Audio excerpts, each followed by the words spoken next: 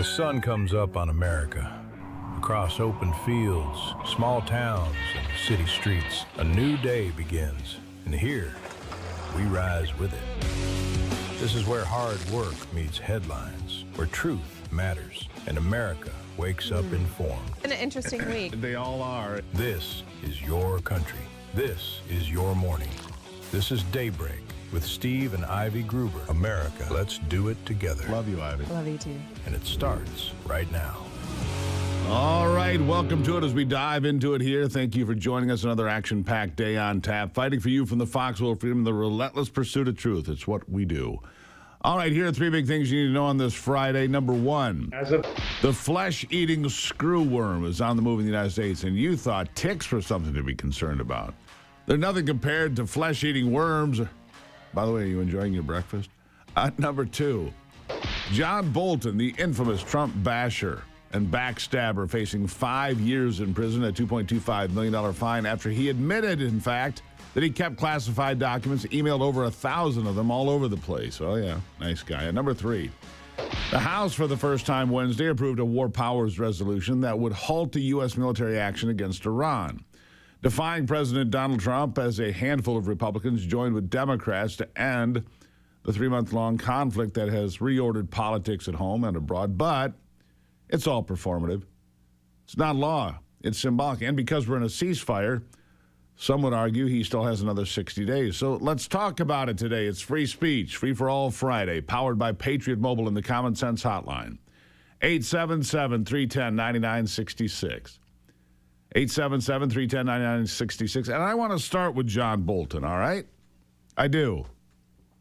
John Bolton, soon to be convicted felon John Bolton, will be paying the price for illegally keeping and later sharing as many as 1,000 classified documents, something he falsely accused President Trump was guilty of over and over again.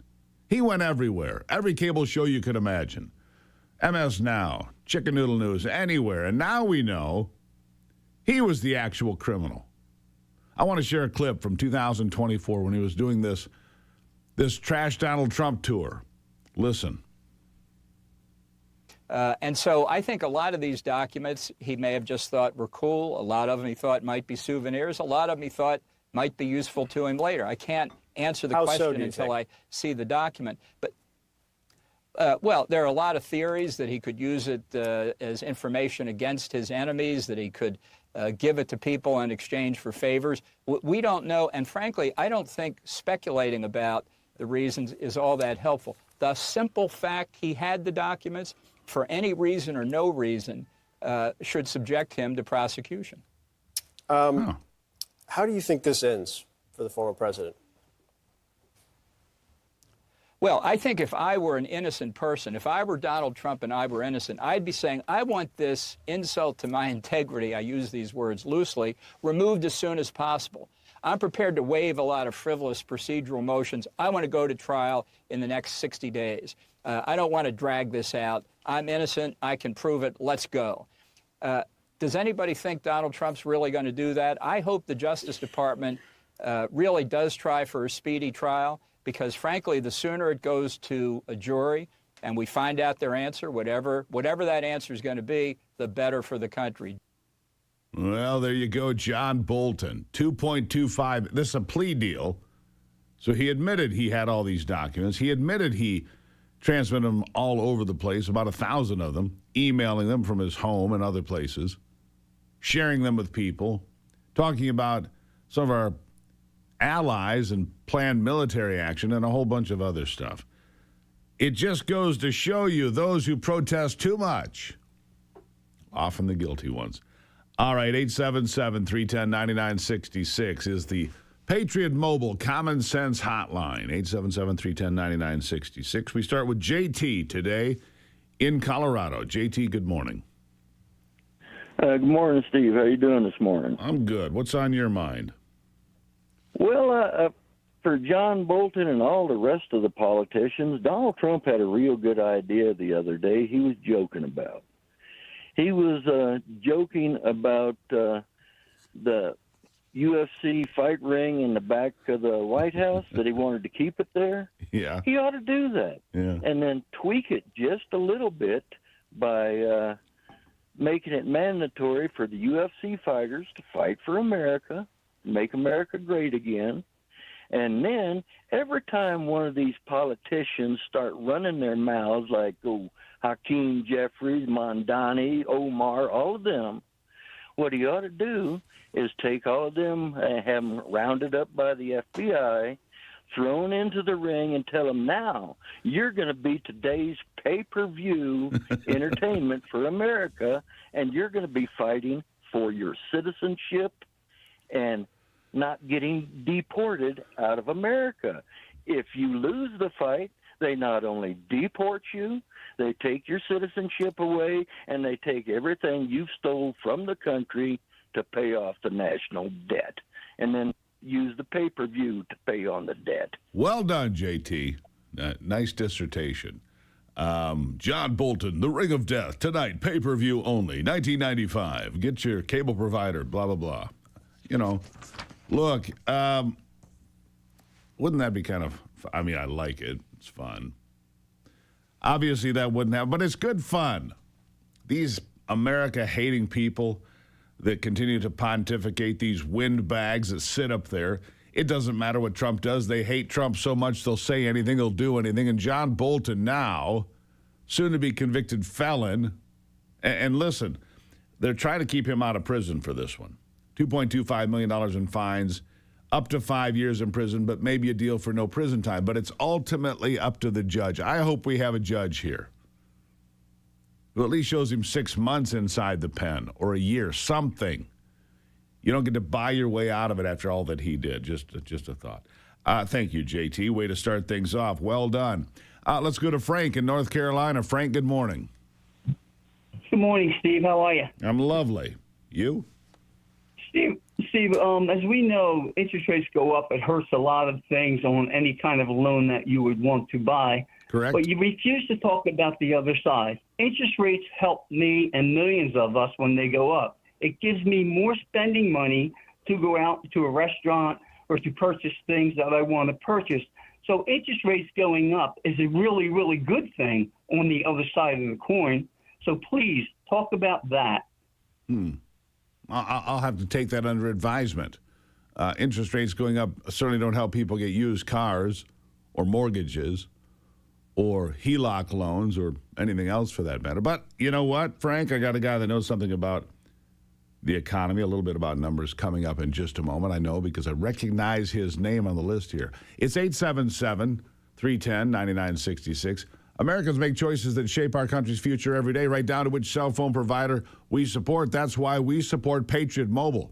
Not just a wireless provider, an activist organization funded by selling top-tier cell phone service. On the front lines, defending our freedoms long before it was cool, standing in the gap when others in 2025. And the best part is this.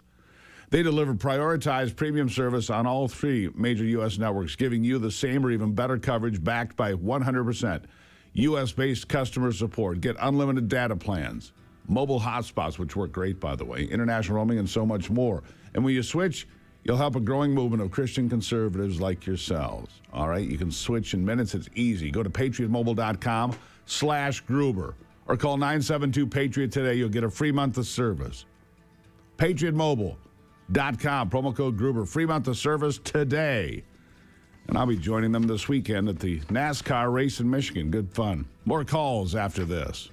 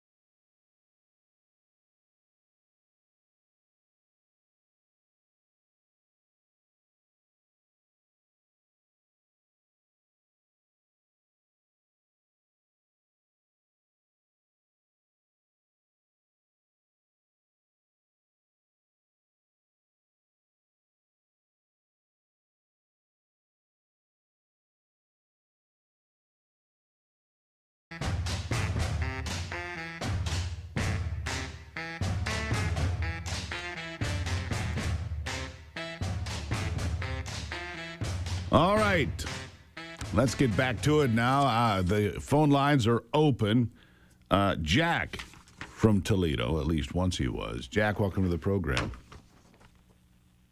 Good morning, Steve. How are you? I think I understand where the previous caller was basing his opinion. All right. If you have slightly higher interest rates and if you are living on your retirements and you're getting money from CDs and your interest rate is 6%, you can have money set up in a CD ladder where something comes due every 3 months, 6 months, year, whatever you need, and you'll get a constant increase in your return on investment, 6% compounded at 6% until you actually need the money. Right. So that's where he could be coming from. The thing is that interest rates have been much higher than this, and we've had a strong economy. Under President Clinton, we had inflation of around 4%, and we had unemployment around 4%, and the economy was booming. And I don't think anyone can argue with that. The thing is we also had 67% of the workforce population participating. We don't right today. Now we're under 60%. Yeah, we're under 60%. So even if we have a current unemployment rate of 4%, in reality it's closer to 8-9% because you have the people who are not working, who are not even technically unemployed. They're not just looking. Out of they're not doing anything. Yeah. Well, let me ask you this. There are 100. Let me ask you this, just because I'm curious. As you look at the overall economy, I mean, we're above 51,000 on the Dow. Oil's sitting at about $92 today. Gas prices have been going down for a while now. Below $4 a gallon here. You've probably seen that where you are. Indiana has the cheapest gas at $3.50 now. That's the average. $4.22, the national average. Down a couple, 3 cents from yesterday. Down from $4.48 a month ago. This is all good news, but does it hold? Well, I think that eventually the gas prices are going to come down. You and I are old enough to remember when the gas signs were questioning whether or not they needed to add an extra digit to accommodate $1 gas back in the 1980s. That's right. Because they thought it was a fluke. And then back under Biden, we were questioning whether or not we need to add an extra digit to the gas sign so that we could accommodate a $10 a gallon price. Yeah. So these prices will come down. But the thing is, what really drives me nuts is I remember when on Memorial Day weekend 2005, the gas price went from $2.58 a gallon to $2.85 a gallon while I was standing at the pump. That was a 10% increase in less than 60 seconds. Yeah. That's not good. I also remember the Ike spikes when Hurricane Ike came in. Oh, sure. And people were changing their gas prices every hour. Yeah. See, and that's why people think the system's. That's why people think the system's rigged, Jack. I got to run, my friend, and I appreciate you calling in, but that's why nobody trusts it. You know, the gas was $5 a gallon average when oil was $140 a barrel July of 2022. Everybody remembers that. And if you don't, I just reminded you. Now it got close to $5, and we're nowhere near that kind of price per barrel. We'll see where it all goes. Jack's always helpful. I got to move down the line to Roxanne in the great state of Florida. Roxanne, how are you today? Good morning. Good morning. Oh, I'm doing well. How are you? Good. What's up? Oh, so just real quick to piggyback off what he just said. We've got to start remembering how things are. Have people already forgotten what the last 4 years were like before President Trump came back? Seems like it. You know, we've got to have, but that's actually one of the things I called about, because when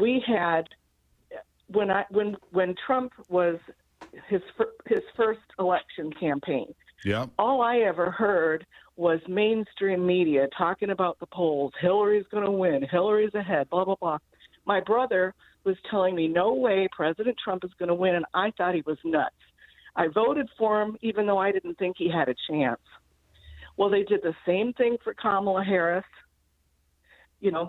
and so if we just think about it, the polls and all of the talk that they do about how, the MAGA movement is dying and all this stuff, people should think back and remember how it really is.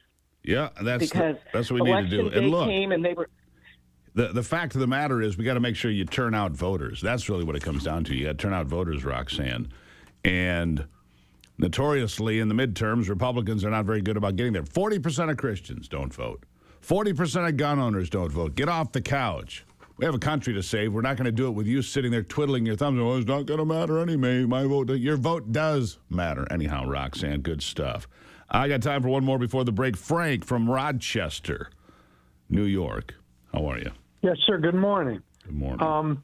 My thing is, I watch the news, and I'm like, why didn't the Republican Party get a real conservative, true American first to go up against Susan Collins in a primary? Because they wouldn't win. Really? They wouldn't win. It's Maine.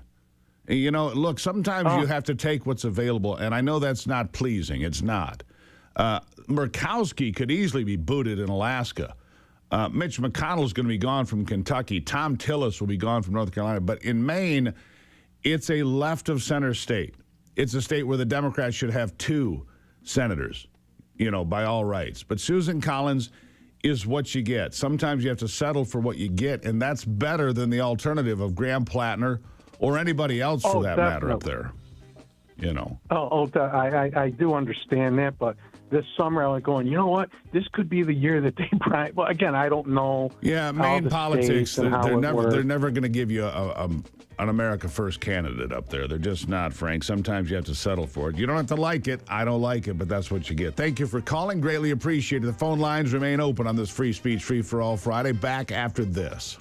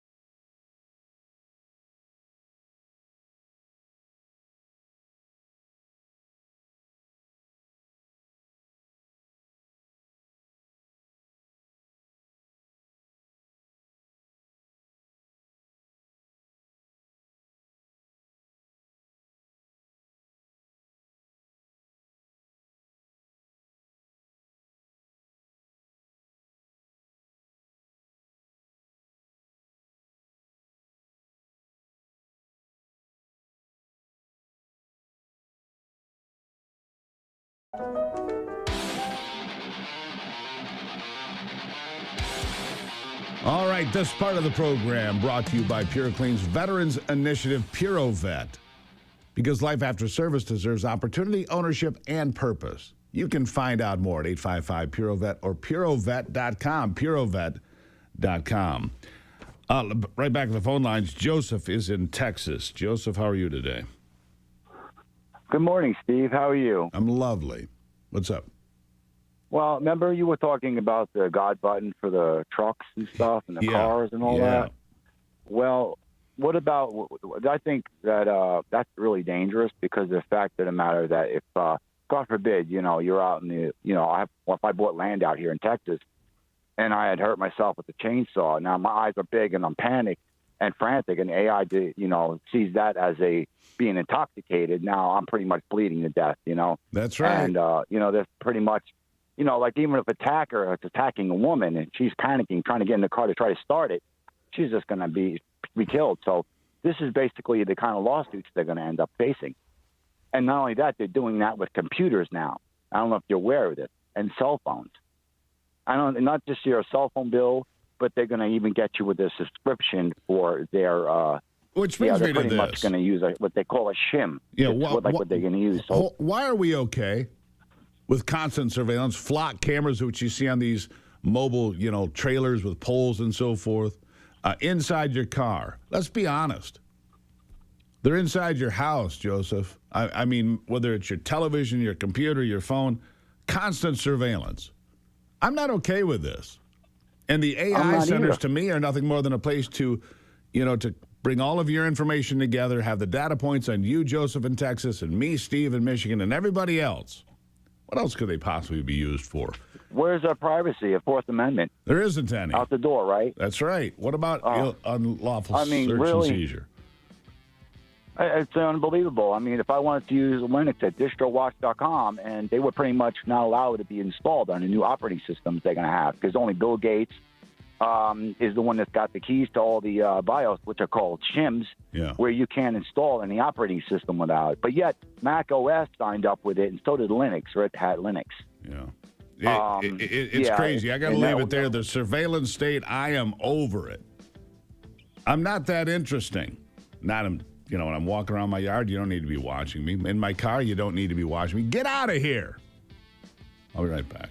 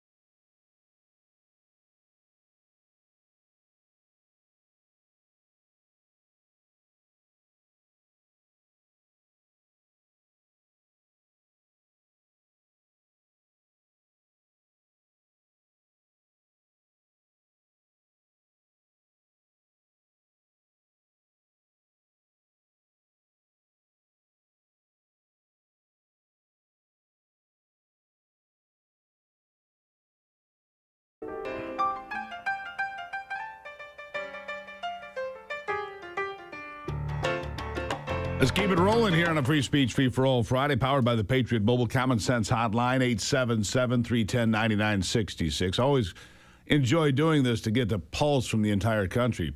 My next caller must be up early because it's early in San Diego, California. That's where Kevin is on the line. Good morning. Good morning, Steve. Love you and your wife. Thank you. I need a moment of your time, brother. Go. I fly an American flag. I know you fly an American flag. Sure do. There was a patriot here in San Diego that was pushed to the ground and his head was stomped. He's a senior citizen, killed because he was flying an American flag and a Trump flag. Yeah, I saw that. I am so angry. I've talked to my neighbors. I asked them why they don't fly flags. We're in a military town, and it's because they're afraid something will happen to their car or to their home. I've had people drive by and threaten to burn my flag, threaten to burn my house down. Let me tell you something. I've talked to the police. It might be illegal to carry a firearm, open carry in public, but I can carry a firearm on my property as long as I'm not brandishing it. I want people to know I'm now carrying my little snub nose. Come burn my flag. I think that's what you have to do is protect yourself, Kevin. Good call. It's too bad, because that is the San Diego's where the SEALs are. That's where the SEAL training center is for the Navy SEALs. It's a military town. He's right. And the people are afraid to fly the flag in San Diego, California. Let that sink in for a second. I'm not afraid at all. And I wouldn't be there either. Joe is in New York City. It's a little frightening there from time to time. Joe, good morning. Good morning, Steve Gruber, the sledgehammer of truth that you are. This is Joe the Box. I'm on Long Island, New York, just outside of the city. Yep. I want to bring to your attention, sir, the rhinos that consistently knock our America First MAGA candidates off the ballot through any way that they can. In particular, CD District 3 was occupied by George Santos, if you remember. I do. George Santos was 100% America First votes. He never missed one. He was at every one of them for us. They throw a Democrat in. Now we're back in this role, primary on the 23rd, and President Trump, I love more than anything, backed a rhino Republican, a guy that's only going to give him 50%. My guy, Greg Hack, in District 3 will give him 100%. Why doesn't he see these things? Do you wonder? That's a great call, Joe, and I appreciate it. And I wonder about that because, and you're not the only person making that complaint. And you have to wonder, all right, who is in the president's ear that says, here's the one to endorse here, here's the one to endorse there, whatever it is. And sometimes, and look, nobody works harder, nobody's up longer.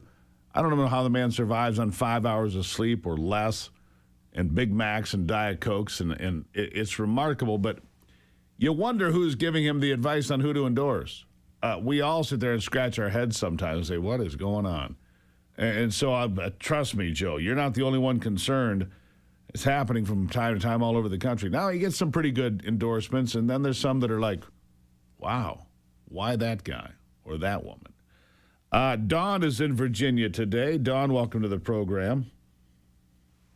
Thank you very much. Well, boy, I'll tell you what, Rav hit a home run this morning on bowling at 5 in the morning. I mean, if you want to know the truth and a lot of good information, boom, it was all there with John Solomon. Anyway, I digress because what I really wanted to talk about was the Firehouse Tough Republican Party chairman, and her name is Veronica Bratton, and her team of Save the Nation warriors here that come from various organizations that are fighting to save our republic. We hit a home run down here, and we just praise the Lord because, we're the home here in Lynchburg of Liberty College. Yep. And, well, I guess you would have to say university. That would be ignorant to say college. But anyway, we have people from all over the United States sending their kids here to school. But, again, I digress. We have a city full of very good, kind socialist citizens who have been laboring to serve the underserved for many, many years. And I understand that because I was shocked to find out that there was segregation here in the late 60s and 70s. Of course there was. It's Virginia. Oh, my gosh. Well, and I'm ignorant. I'm a Washingtonian. I was born in Spokane, Washington. So, that kind of racism, that's so foreign to people in the North. But, again, I digress.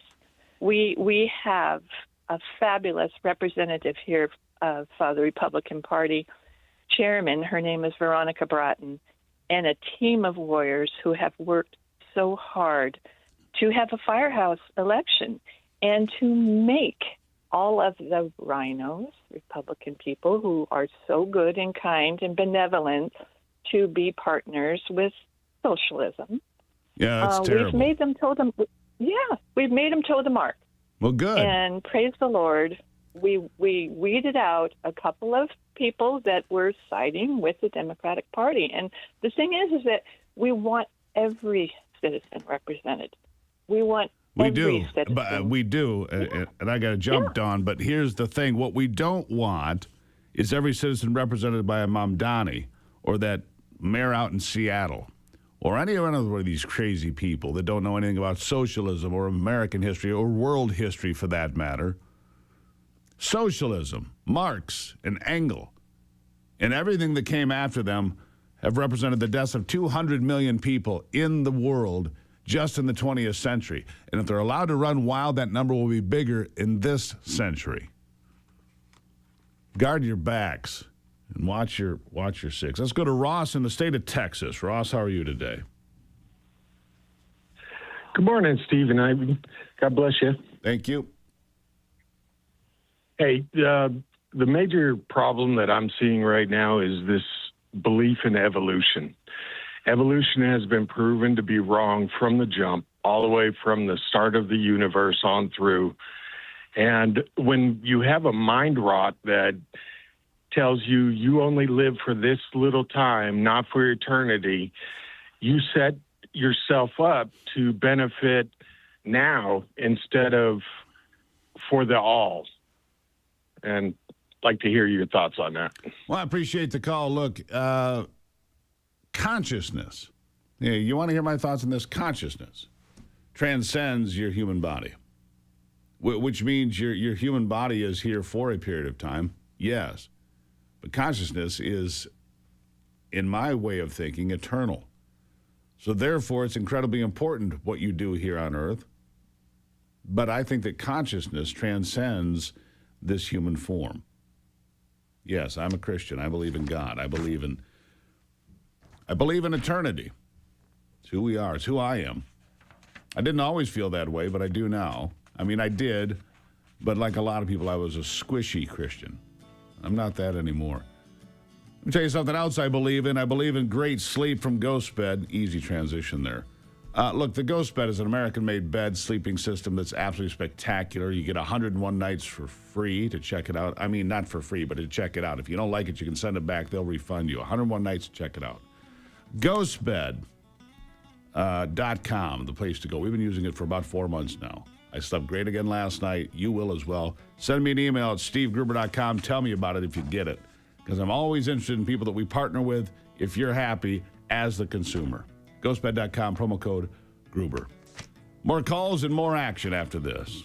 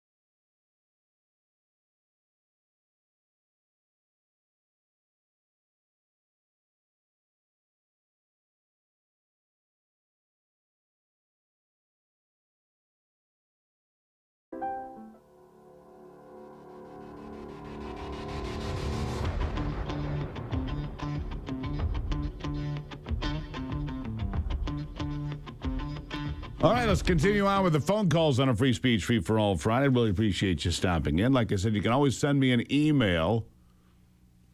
I read them all and respond to as many as I have time for, which depends on the day. Sometimes that's several, sometimes it's not too many. Anyhow, Marianne is in Pittsburgh today. She's been waiting. Marianne, good morning. Well, good morning, Mr. Gruber, and how is your day? My day is lovely. I'm an American. Me too. I was made in the USA. I was born in the USA. Amen. Okay? Yep. But my question is, I have to ask every politician out there. Now, I love President Trump. I think he's the bomb. But I got to ask a question to all the politicians, from the committee man, the committee woman, all the way up to the government in D.C. Where do you take the class how to be a criminal? You know, it's an interesting question. And look, when you get to Washington, I mean, there has to be something to the fact that once you get to Washington, you've got all of these lobbyists and influencers and people knocking on your door and, hey, if you do this and you help me out with that and so on and so forth, we'll help you out. You know, look, there's a lot of temptation in this world. There's a lot more on Capitol Hill. Marianne, I just believe that they get steered the wrong way because there are so many ways to enrich yourself. And I mean, how many of these politicians do you read about, hear about, know about that never go back to their district? That they find that their actual real full-time home is either D.C. or maybe even someplace like Florida or the Gulf Coast or wherever they end up. They don't go back and take care of their district. You know, so I don't know if they take a class on it or if it's just good old-fashioned luring, Marianne. Did she dive on me? So it is. She's gone. Let's go to, I think there's, you look at these politicians that enrich themselves. I'm clearly in the wrong business. Anyhow, Sheldon, Salt Lake City, Utah. How are you? Good. How are you, Steve? Good morning. Good morning. So I wanted to talk about all these illegal CDLs that have been passed out in California and New York and everywhere else. So why can't we just open up all the weigh stations and port of entries and have all the trucks stop? Pretty easy. Identify and yeah, that'd be really easy, wouldn't it? Well, yeah, because I don't know how it is in Utah, but there's a weigh station. Oh, heck, it's 15 minutes from me, maybe. Not too far away on one of the interstates here. It's never my open. dad was a truck driver for a lot of years, and I used to ride in the truck with him, and every state had a port of entry and a weigh station. Right. Well, here's the thing. None of the weigh stations that I drive by are ever open. I mean, very rarely do I ever see them processing trucks. You know, we spent all the money to have that giant scale in there. We've got a nice building, a nice little facility there. I mean, they're really nice. They're brick and glass, and they're very attractive. Yeah. They don't get used. Yeah, and when I was a kid and I'd ride with my dad, we had to stop at every single one. Why can't we be doing that again? And if you did that right now and you did, look, Indiana is arresting these illegals driving 18-wheelers more than anybody else. Indiana's done a couple of things recently, by the way. They've got the cheapest gas in America because they suspended the gas tax while the price of gas is inflated. And they're arresting more of these illegals that come from New York, Illinois, California, wherever, right? I think you're onto something, Sheldon. I think we should open up the weigh stations, do CDL enforcement, and if you can't read English, if you can't see the signs and understand what they mean, I'm sorry, we'll have a place over here where you can just sit and wait. We'll park your truck off to the side and haul it down to the yard where it'll sit until the company that hired you can come pay for it. Or maybe we don't give it back at all if a company gets 3 strikes or something like that. You don't get the trucks back after that. Well, I think they should definitely search the trailers. Well, yeah, but I just Probably mean if you're hiring illegals that are dangerous to me and my family and my community and my state, you don't get the truck back. Sheldon, that's a really good call. You're exactly right. And I see that all the time. I say, why is that weigh station never open? Ever. Anyhow, it's a great point he makes. In the heart of the country, Nate is in Iowa. Nate, how are you today? Hey, great, Steve. How are you today? Good. What's on your mind? Well, I heard a caller talk about the Fourth Amendment, and I think I have a resolution for our Fourth Amendment, and we can bring it back real quick. All right. the way that we could do it is we're going to need your help and many other influencers and hosts. And I mean, we're going to need the media, the good media like you, to set up GoFundMe pages. And what I mean by that is if we could get GoFundMe pages and people like myself and the other callers to send in a donation of maybe $1, $5, whatever it may be, whatever they can afford, to hire private investigators. If we could hire private investigators to go spy on all of our politicians, local, state, and or our federal, I think that we can get something done here because they won't like it as much as we don't like it. Make right? America honest again. Wouldn't that be something? Exactly. And like I looked up, it's not illegal to hire private investigators. So no, it's not. Put a tail on all of them. Well, you know what? How about we just put cameras on them all the time? Body cameras. Make the politicians wear body cams. We know who they're talking to and who's offering them what. Anyhow, it's good stuff, Nate. I can get one more in. Robert in Arizona. Good morning. Yeah, I'm here. Yeah, go ahead. Yeah, I'm grace and peace to you from God our Father and the Lord Jesus Christ. I have a proposed 28th Amendment to the Constitution called the Digital Bill of Rights, and in this Bill of Rights, it has three articles. Article 1, the right to algorithmic transparency establishes the right of individuals to understand and audit the digital and algorithmic systems. All right, real quick, one that more. Impact human. What? Well, we're running out of time. One more. I don't think we're going to make it. Hold on. I'll take a break and be back. It is Free Speech, Free for All Friday. I put him on hold.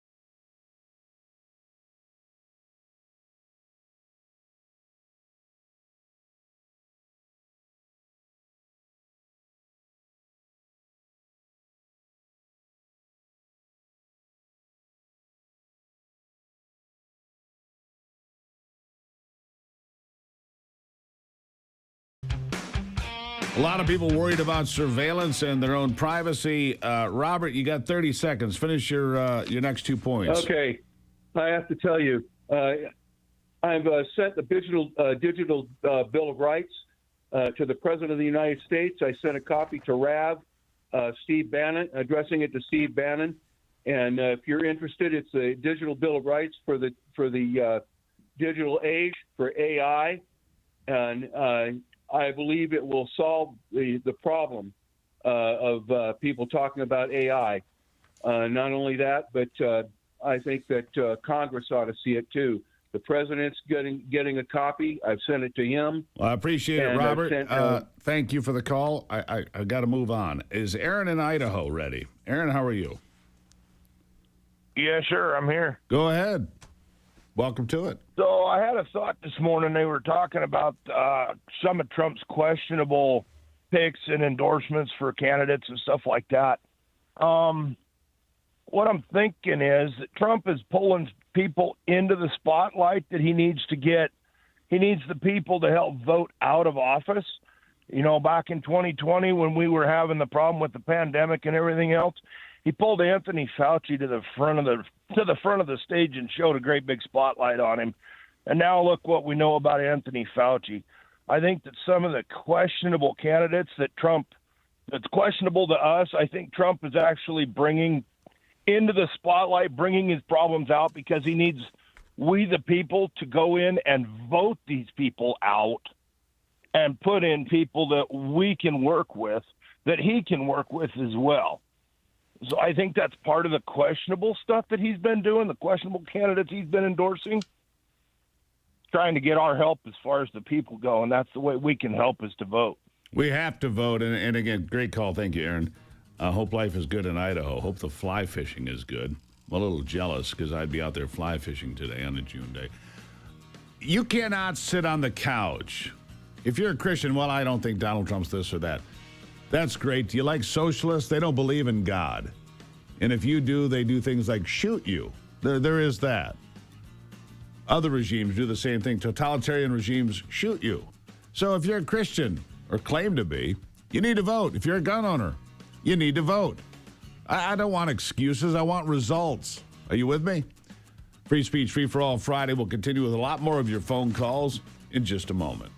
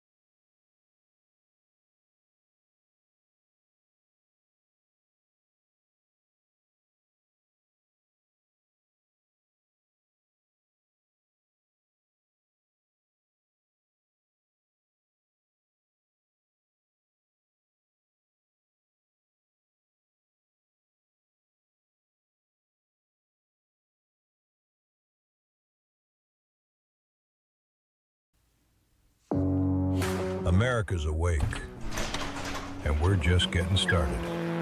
The headlines that matter, the stories they won't tell you, and the voices fighting to be heard. This is your country, your morning, your daybreak with Steve and Ivy Gruber. A new hour starts right now on Real America's Voice.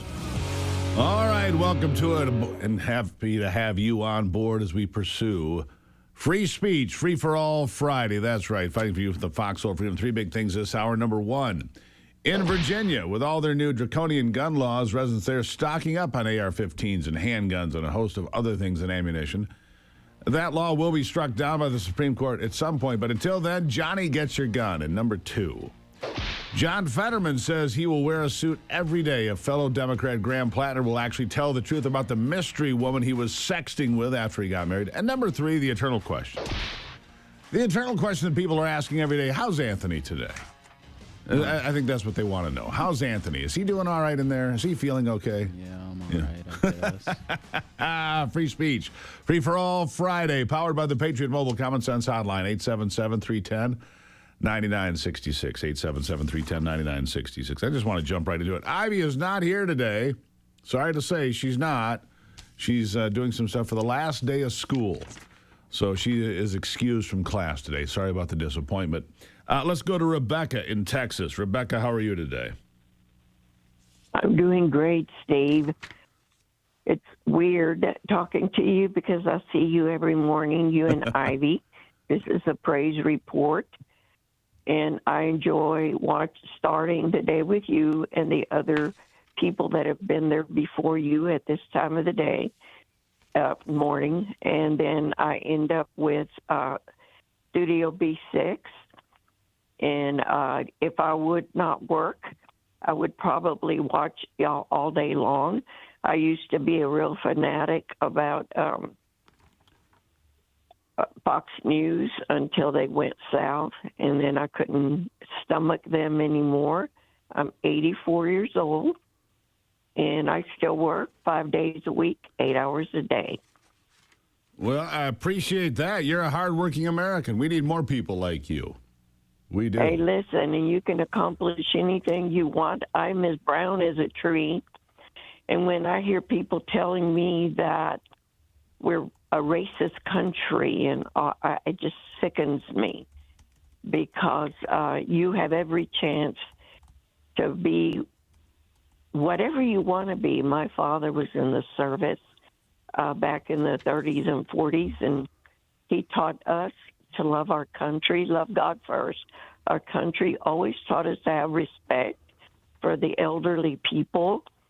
And if people want to complain about this country, I suggest that they go to other countries, third world countries, and give it a try. Go over there and live a year. You are so right, Rebecca. You are so right. You know, come back, you'll kiss the ground when you get off that plane. Amen to that. Great phone call. Thank you for calling, and I appreciate you being here with us every day. I appreciate your hard work and dedication to this country. We need more people just like you. And the best way to end ignorance, Mark Twain said this, I'm paraphrasing a bit, travel. Go look at other countries and then come back and tell me how bad America is, how racist it is, and how unfair it is and oppressive it is. Get a clue. There's a reason 20 million people came into this country illegally during Joe Biden's administration. They did it because they wanted to, because they know America's still the best place on the planet. They're not helping oftentimes, and too many of them coming in is a terrible thing, but they vote with their feet for the greatest thing that's out there, and that is this country. All right, Pete in Tennessee, how are you today? Yes, sir. Quick. Number one is, would somebody check the water in D.C. because the other day Trump said they had been filling that big pool with water out of the Potomac, and in Rome, Rome led in the water. But the other thing I want to say real quick is this thing about he's not qualified to be over all those intelligence agencies. You know what? I think the Democrats and those Republicans are right. You must have qualifications. Okay. You can't be a congressperson of any House or Senate unless you have Number one, you know the Constitution and the history of the United States. That'd be a good start. Number two is you must have run a big corporation with billions of dollars. Number three is if you're going to sit there and vote on the war powers, if we're going to send our young people to die, you must have served in the military, and you had to be there where the lid was flying and the people was dying. I appreciate and I'm glad that. you're letting Ivy finish up high school. I heard you. She's in school. She's graduating, ain't she? You did good by letting that child bride get through high school. I said. Good man. Well done. Well played. That's not what I said. I think that's the second time he's brought that up in 3 weeks. Child bride. Okay. Nicely done. Ivy is middle-aged, whether you like it or not. That's by definition. Anyhow, that's funny. No, the kid is done with school today. Come on now. The kid. It's not her. Anyhow, people are cute. Let's go to Cully in Virginia. Cully. Hold on one second, though. There was a hearing yesterday in Washington that he made me think about before he threw me the curveball. And Scott Bessent was up there, and this member of Congress, whoever she was braiding him over something. He said, who was the president during World War I? And she's, who was the president during World War I? I don't know, and it doesn't matter. Oh, you don't even know that Woodrow Wilson was president when we went to war in World War I, and you're a member of Congress? That is embarrassingly stupid. You have that video. Go ahead and roll it. You got it? Roll it. Let's see. Which one is it? I think it's by 8. Go with it. Congresswoman, who was the president during World War I? Can you? No, are you refusing to answer my question? No, I'm asking, who was the president during World War I? I don't know, but clearly there you're you not go. answering my question. Disqualified from Congress. Thank you, Anthony, for pulling that. He's so good. Anthony is so good. Let's go to Cully in Virginia now. Cully, how are you? How about yourself? I'm doing well.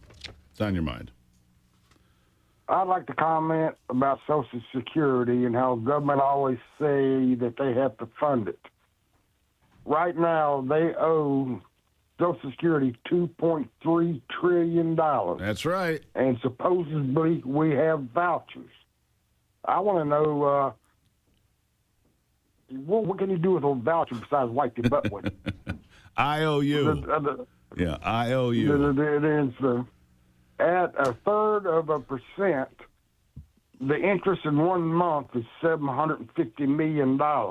If it's in a higher yield, at like 4%, it would be over $8 billion. I want to know what they do with that money, and always hollering that the Social Security is going broke by 2030. Social Security is going broke. Yeah.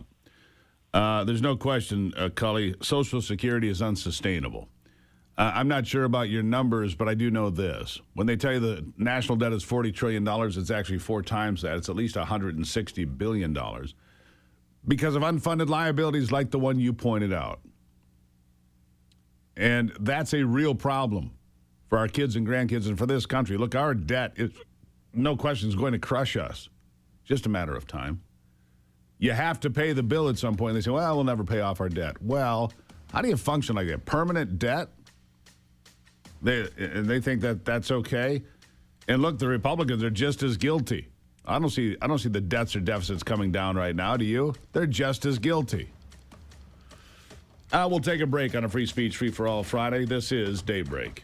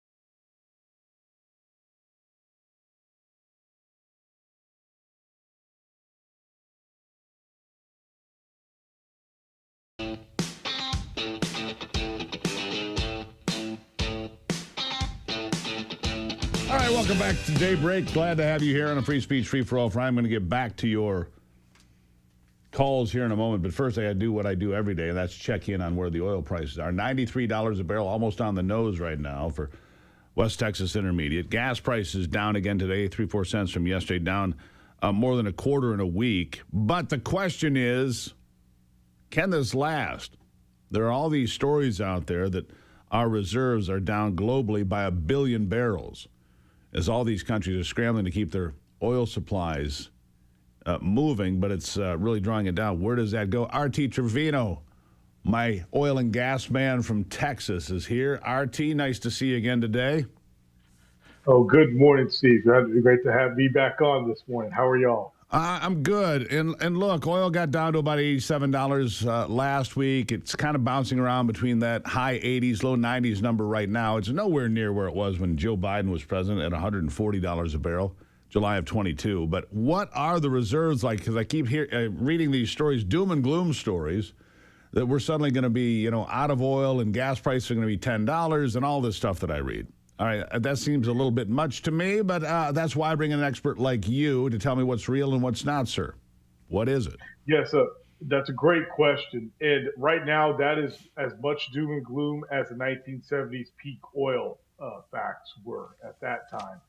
Right now, when we walked into this conflict with Iran, the global inventory supplies were a lot higher than expected.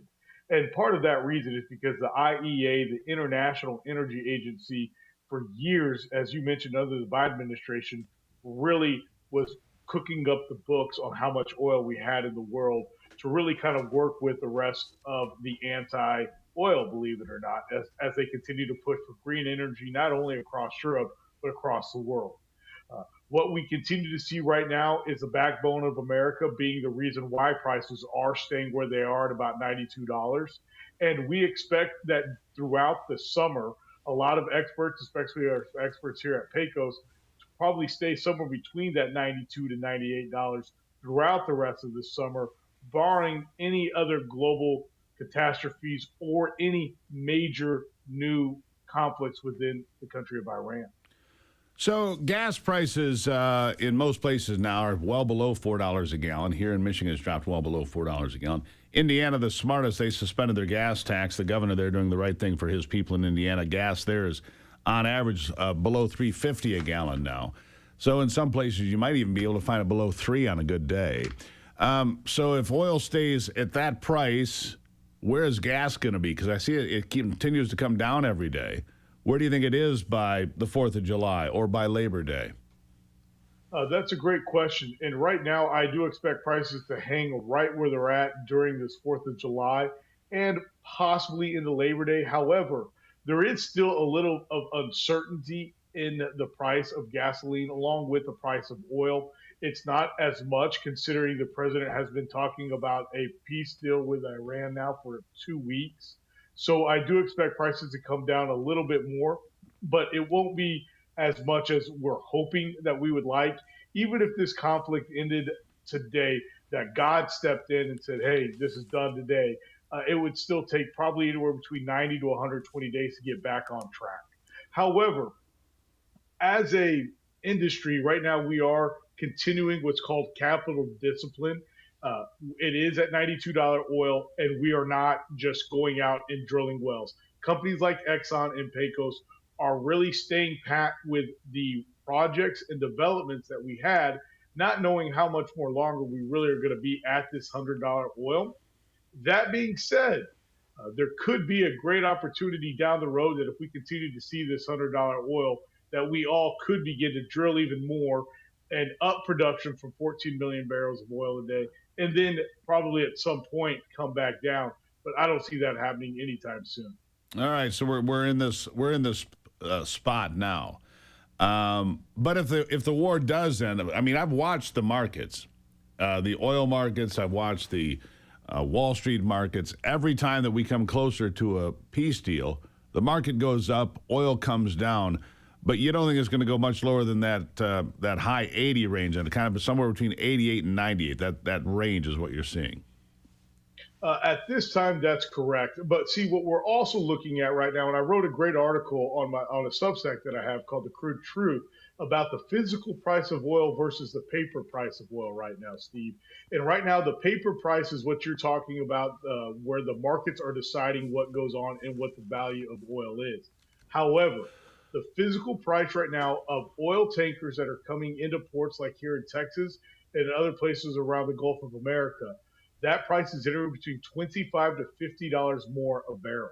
So at some point, these prices do have to reset themselves. The real question is it going to be at a higher price for an amount of time, or are we going to get to that $80 to $85 price, which all along, as we have said, is still that sweet spot to where the energy community continue to make money and pay their stockholders and investors, and the economy can continue to grow, and we have those true $2.50 to $3 gas prices.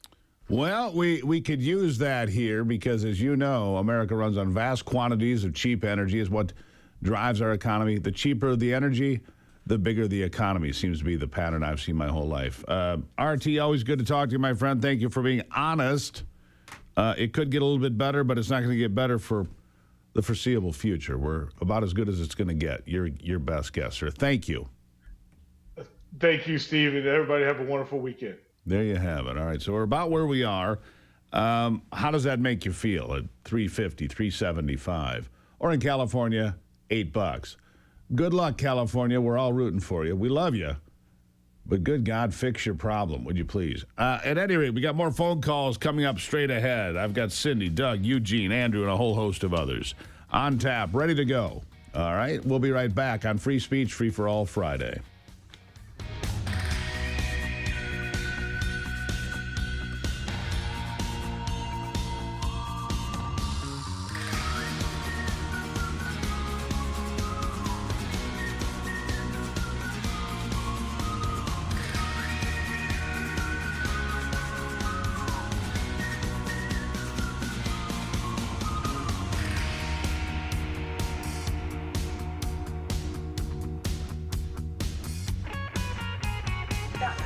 Nurse, set up an IV.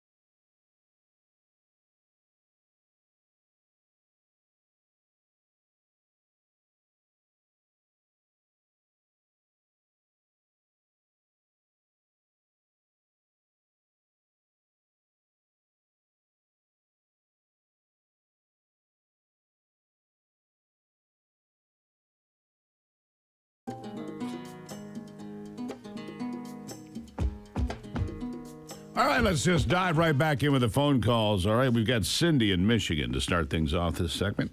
Cindy, good morning.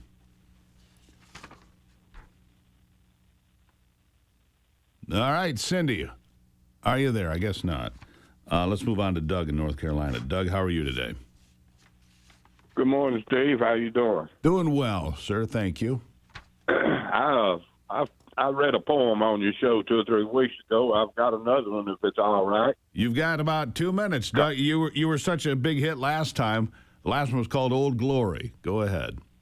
Yeah, this one's called 22 Too Many on veteran suicide. All right. Gone too soon, my brother O, and he suffered far too long. Hard work and sweat we shared, unknowing we'd been done so wrong. My brother Dale, gone on too, but like O, was killed far away. They covered us all with no concern with what proved to be a deadly spray. Brothers gone in shrunken bodies, but still holding a warrior's heart.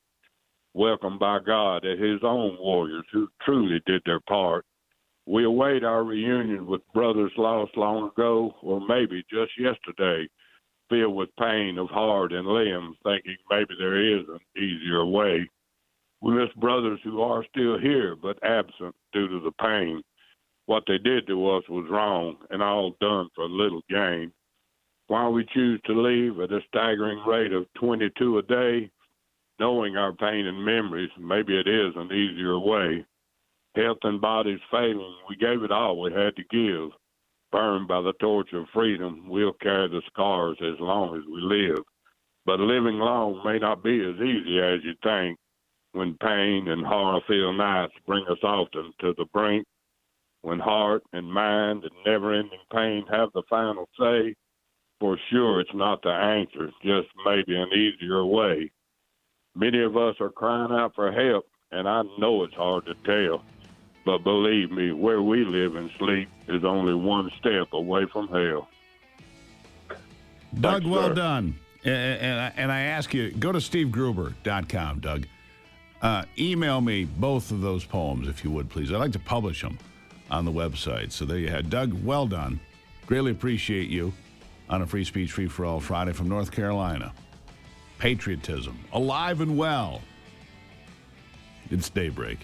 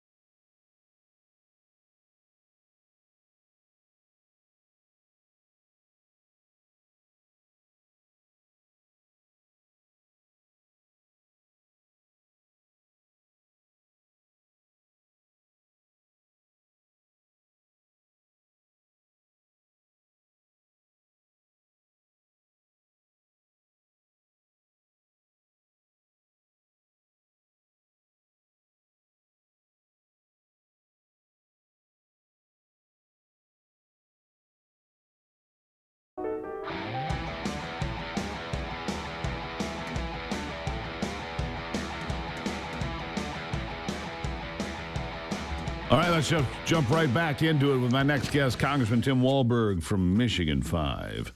Congressman, good morning. Good morning. Good to be with you. Man, you're up early like you always are, over at the gym getting things done. Appreciate that. The Senate got some things done early this morning as well. Do tell. Yeah, they finally got it done. I mean, the stalemate that went on from Chuck Schumer to keep the funding for ICE and Customs and Border Patrol, arguably two of the most successful entities in our government bureaucracy, since our border is secure and has been secure for the last year or more. There's been no illegals allowed through like under Biden that brought a pervasive problem onto our country as a result of illegal criminal aliens. And so it was about time.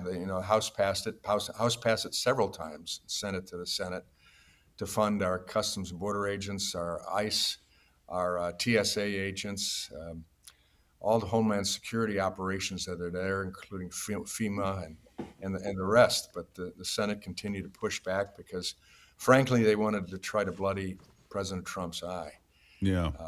I think ultimately the people talked, and senators got it done early this morning, and we'll complete it early next week, and be done with that. The final piece of appropriations legislation that we had to work on from this year.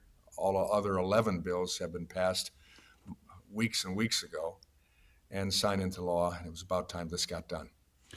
On the other side, so this one's good, but on the other side, before I go on, though, so the government shutdown over ICE and Border Patrol by the Democrats here for weeks not long ago was a complete failure then. Yeah, absolutely. Fortunately, it wasn't a whole government shutdown, but right. It was significantly important entities. And I mean, we're talking about national security. We're talking about doing what we ought to do in protecting our citizens from incursions coming from the border, of criminals. We've seen the horrific results of what Biden and his administration allowed to happen. The deaths, the murders, the truck drivers running over people, illegal aliens who were driving trucks and couldn't even read the signs in English. Those type of things happened, and that's what we're trying to get a hold of. And ICE and Customs and Border are doing the job. And it's interesting, Steve, that the only problems that entities had with ICE were entities in sanctuary cities like Minneapolis and St. Paul, Chicago, New York. Those were the places that pushed back on ICE agents and Customs and Border agents simply doing their job, following the law that was given to them. They didn't make the laws. And yet Minneapolis wouldn't allow their own police department to do their work in protecting ICE so they could do their work. So ICE had to do both, and that didn't work well. And so this is passed, and in fact, I didn't see Mark Wayne Mullen in the gym this morning where he normally is, because I think he was up all night getting that bill passed through. Right. On the other side, now I want to shift gears to the War Powers Act. Yesterday, or Wednesday, this week anyhow, the House voting to limit Donald Trump's ability to continue what he's doing in Iran, except that for me it's a little confusing. There's a ceasefire currently. And so therefore, wouldn't that reset the clock to another 60 days? I mean, I'm no lawyer, I'm no member of Congress, but it seems unusual. And you had, 4 Republicans cross the aisle, or 5, whatever it was, to try to limit what Donald Trump can do to bring this conflict to an end and bring Iran back into the world of civilized nations. Your thoughts? Well, absolutely. Well, first and foremost, I don't think that the War Powers Act is constitutional. And there's some significant constitutional attorneys, conservatives, who believe that same thing, and that's where I take my advice from. This is the commander-in-chief, and he has the opportunity until, of course, Congress steps up and says, no, we're not going to fund your war. But we didn't do that, and the president stepped in for defense of America. Iran had killed several thousand of our citizens in the past 47 years. They had continued to this very day, and developing a nuclear armament that was not acceptable, not simply for Israel, but for not for the United States or any other country on this earth, to have those crazies over there with a nuclear weapon. So I think the president did the right thing. And for these Democrats to push forward a bill that won't go anywhere. I mean, it's not going to do anything to stop the president. The Senate will not get it through. The president certainly wouldn't sign it. And in a time of conflict where the president is in heavy negotiations, for these people, my colleagues who voted for this crummy bill, to give aid and comfort to Iranian mullahs and Ayatollah, if he's still alive or if he's competent to even understand, to give them aid and comfort and saying, hey, Trump's own Congress doesn't support him. And so we'll just labor on a bit more, and we'll hold out a little bit more. That's not what we want. We want to finish this thing and get the oil flowing through the Straits of Hormuz again, get Iranian citizens, the good Iranians that are there, the opportunity to have a free life and get back into the real world again like they were before the Ayatollah took over. So no, it was just wrong what was done. But sadly, politics plays thing and perceptions plays. And we even had 4 Republicans who were afraid of their shadows and were willing to vote with the Democrats on this. And thankfully, it's not going to have an impact. But perception-wise, it says some things we don't want to say. Speaking of radical, and I'd be remiss if I didn't ask you about this, Congressman, and that is Graham Plattner. And he's just one of the symptoms of these radical candidates. And Chuck Schumer and all these other senators say, well, you know, that's why there's a campaign. They cannot denounce a guy who had a Totenkopf tattoo on his chest for almost 20 years, and that's what the Nazi prison guards wore at Auschwitz and Dachau and those other places. That's what they wore. Yeah. And now it's come out from an ex-girlfriend. That's why they got it. It wasn't some drunken mistake. He got it because they like to kill people, and he has this twisted attitude, plus all the sexual stuff. I only got about 30 seconds here. Why do the Democrats have such an inability to distance themselves from such a broken individual? They simply want to win. They want to win in elections, and they're willing to accept anybody that plays on whatever fears that are out there, wrongly so. And so they won't step up. This is the same party, remember, that for 4 years didn't say anything about Epstein. And then when Trump takes over, now they can't stop talking about Epstein as a sexual pervert. But now they've got a Senate candidate who's a sexual pervert, Graham Plattner, that they won't stand up against. This is a party that is devoid of any morality, and I think of any appreciation for America or support for America. And I say that living with people day in and out, they are not supportive of America. Well, I hope the voters realize that. I hope the 40% of Christians that don't vote will look at that and get off the couch in Michigan and across this country this fall. Sir, thank you for being here. Yep. We're the ones, voters, who give us this problem, and we have to step up and make sure it doesn't happen again. Amen. Congressman Tim Walberg, have a great weekend. You too. All right. Back with your phone calls after this.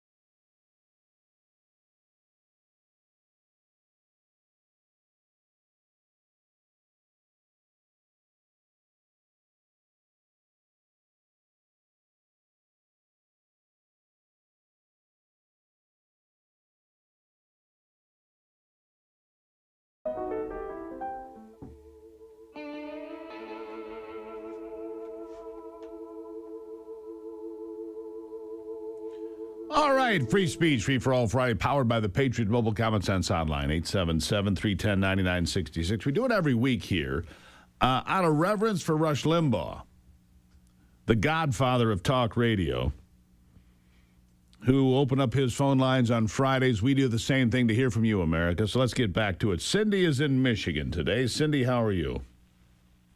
I am fine. How are you doing? Lovely. What's on your mind? Hey, I love your show and I love Rav. Everybody's talking about culture wars, and I have been experiencing them in my own personal life because everything starts at home. And it's funny that I have sisters and brothers, and I try to be a good Christian, and I go over to my mother's, and she's elderly, and I check in on her and try to take care of her and her needs. And when I pop over there, sometimes she's in the middle of doing things, and I pitch in and help, and we're talking, and then she says, well, everybody's coming over for dinner. And I was like, really? And then after a while, I get over there, and sometimes I stop over there, and I'm like, okay, now there's an occasion coming up. I'm like, what's the occasion? She's like, no, everybody's coming over for dinner. And I'm like, oh, okay, I guess I'm not part of the family.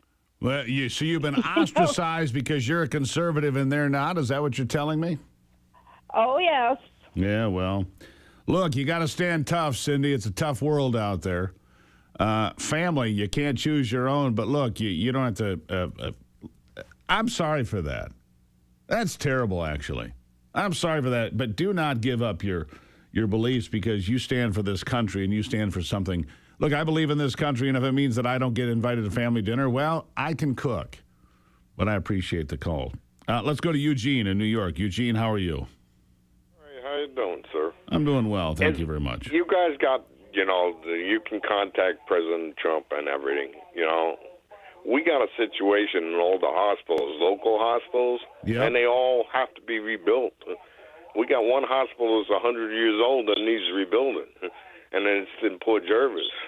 And this hospital, all these hospitals should be outfitted with med beds. I've been taking my brother-in-law back and forth to the hospital for 6 months because he was without a license, a driver's license, because they took it from him. But how does President Trump play into that? Because we got to sue Big Pharma. If we can sue Big Pharma, get a governor in there as soon as Big Pharma, they collected $40,000 for every patient that was killed. And there was over 1 million patients killed that could still be alive because of the shot. Well, I appreciate your point of view, Eugene. I don't think Big Pharma can be sued. They are, however they got there, they insulated themselves against such blowback in civil lawsuits and so forth. So, interesting idea. I just don't know that it's functional. All right, I don't know that it's actually a functional idea. Andrew in South Carolina, welcome to the program. Good morning, America. How you doing today, Steve? I'm doing good. How are you? I'm good. So in South Carolina, ICE and local agencies went to a casting foundry. They arrested 100 illegals working there. Yeah, what kind of business?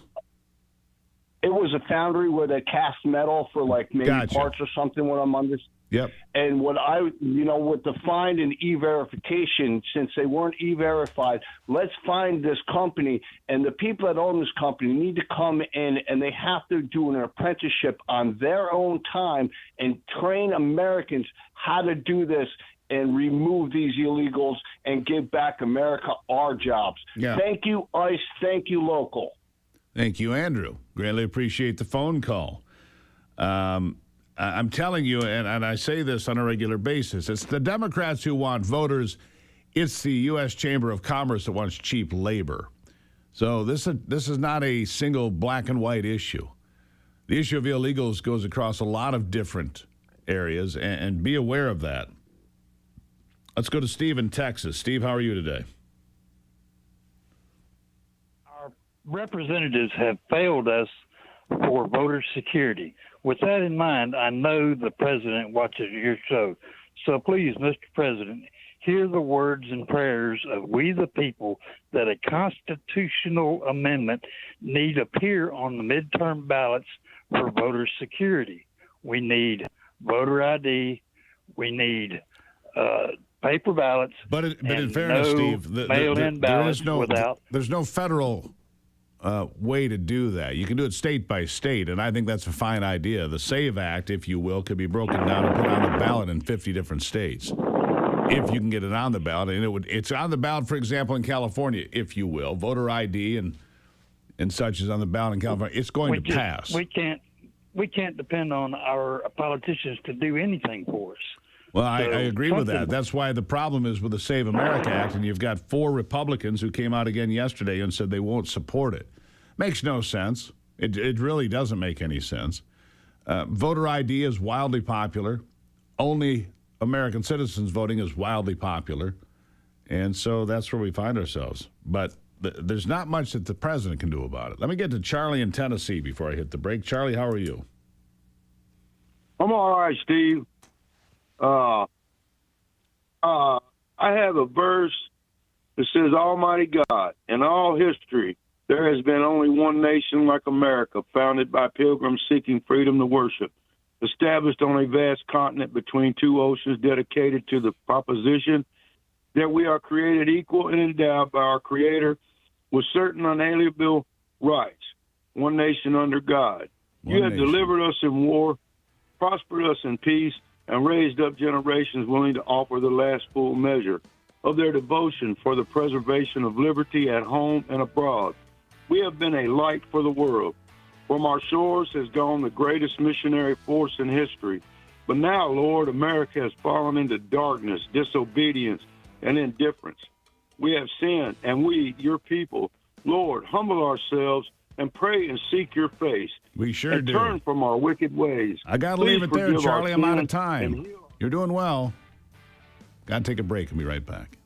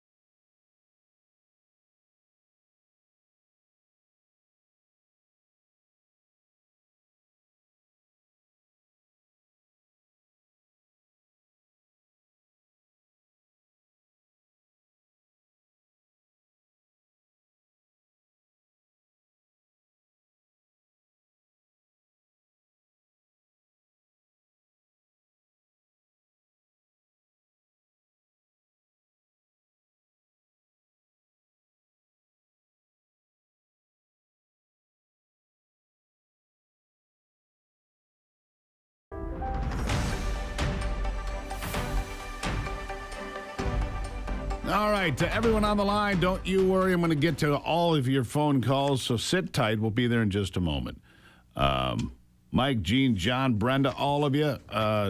Dan, we'll get to you. Don't you worry. But I've got to tell you about this, because if you love digging into stories that don't get much coverage, you're going to love the Forgotten America podcast. Don't miss the newest episode. It is terrific. Ivy and I sit down with Dr. Robert Malone and talk about Lyme disease and this explosion of ticks. Where did it all come from? Well, from Lyme, Connecticut, it looks like. And there was a biotech firm there, a military biotech operation near Lyme, Connecticut.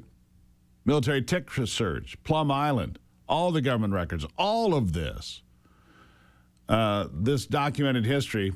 Have you been told the full story? I don't think so.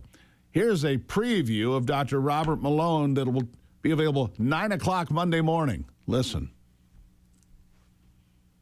And so the thesis clearly was that if we could cause the workers in the field to become infected with ticks carrying these pathogens, then they would become chronically ill and unable to do their job. And that would impact on the viability of the sugar industry in Cuba. Now, that was a fail. And you can imagine, some dark schemers in the bowels of what they call the farm, otherwise known as the CIA, right. Cooking up this kind of a concept and, along the lines of what could possibly go wrong. It sounds good to me, let's get those bastards. And so we're going to do it through spreading infectious disease to cripple Cuban sugarcane workers. To cripple Cuba using ticks. And yet, they got loose here. Some of them, anyhow. It is a remarkable conversation with Dr. Robert Malone. You want to hear that. Monday, 9 a.m., Forgotten America on YouTube. Just click the QR code right there. Become a subscriber for free. This is one you don't want to miss. So many good ones on there. Susan Kokinda, Dr. Robert Redfield. So many great conversations on Forgotten America. Go to Steve Gruber on YouTube. Become a subscriber. It's free. Share it with your friends. You're going to love it. More of your calls still to come on Daybreak.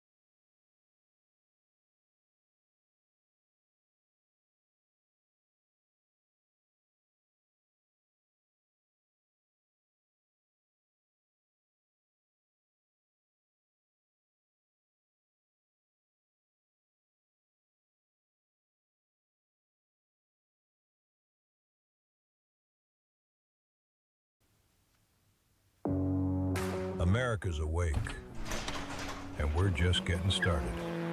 The headlines that matter, the stories they won't tell you, and the voices fighting to be heard. This is your country, your morning, your daybreak with Steve and Ivy Gruber. A new hour starts right now. All right, welcome to it as we jump right back into it. Here are three big things you need to know this hour. Number one, ICE and CBP have been funded, waiting for the House to finish the job. The Senate did it early this morning, meaning that big government shutdown for weeks was pointless by the Democrats. Number two, more trouble for Graham Plattner today. I'm going to get into that. An ex-girlfriend saying the New York Times buried much of the most damning information, but she's not, and she'll be available for interviews. We'll have her. And number three, it is Free Speech, Free for All Friday. Excuse me. Powered by the Patriot Mobile Common Sense Hotline, 877-310-9966. Let's go right to the phone lines. Jennifer in Michigan is standing by. Jennifer, good morning, my friend. Well, good morning to you. I enjoy hearing you every day.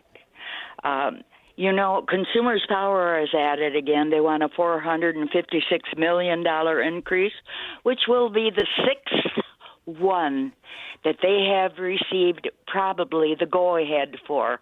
I think they just rubber stamp it because they've got so many people. A guy by the name of Edelson and Doster and Hoffmeister and Jennifer Granholm are deeply involved with CMS, who is the owner of Consumers Energy. I'd like to know what the CEO of Consumers Power Company in Genesee County received as pay in the year 2025 and 2026, because in 2024 he received over $10,800,000, and I sincerely would be interested in knowing how you are worth that kind of money, especially at taxpayer expense. I have nothing against these utility companies making a fair and honest profit, but they're gouging people. They're way beyond, we're the highest in the nation on these utility bills. It's got to stop. It's got to stop. Ladies and gentlemen, to Steve's audience, get off your derriere and don't expect somebody else to fight the battle, to fight these companies. Yeah. Do your part. Amen to For that. heaven's sake, it's going to continue unless you get up and do something about it. Vote. Find out who you're voting for. Find out what their philosophy is. For heaven's sake, all you're doing is allowing these companies to bleed you white. And another thing, the politicians for years have been using the tax that we pay on our property just to live here. We've paid for our property. That's right. We don't have to. That's we right. shouldn't have to pay the state of Michigan to Or live any other on state. property that we purchased and paid for. Jennifer, we you're need exactly to right. eliminate the property tax. I agree. Thank I'm you for sorry, the call. Steve, but Oh, I you're get good. so fired up. You're always good, Jennifer. And she points out something that's not just true in Michigan. It's true across this country. These power companies have monopolies. In just about every state, they have a monopoly, and they raise the rates. And you, as the ratepayer, don't get to say anything about it. Not a word. Shh. Well, and we had that guy from the board on whatever it was called. Yeah.